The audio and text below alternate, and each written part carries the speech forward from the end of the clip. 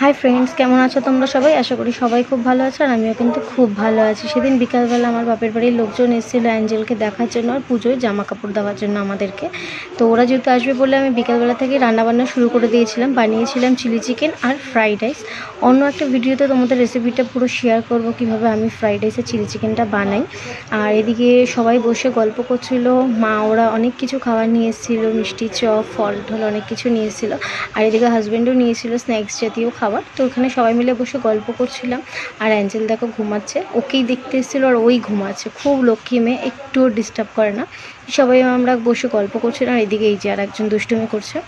আর সব বাড়ির লোকের সাথে গল্প করতে করতে অনেকটাই রাত হয়ে গেছিলো। তারপরে ওদের বাড়ি যাওয়ার সময় হয়ে গেছিলো, তাই আগে বাচ্চাগুলোকে খেতে দিয়ে দিয়েছিলাম। আর জিজ্ঞেস করছিলাম যে কেমন হয়েছে রান্নাটা। ওরা বলছিল খুব ভালো হয়েছে। এটা কিন্তু আমাদের বাড়ির সবারই ফেভারিট একটা আইটেম, চিলি চিকেন আর ফ্রাইড রাইস।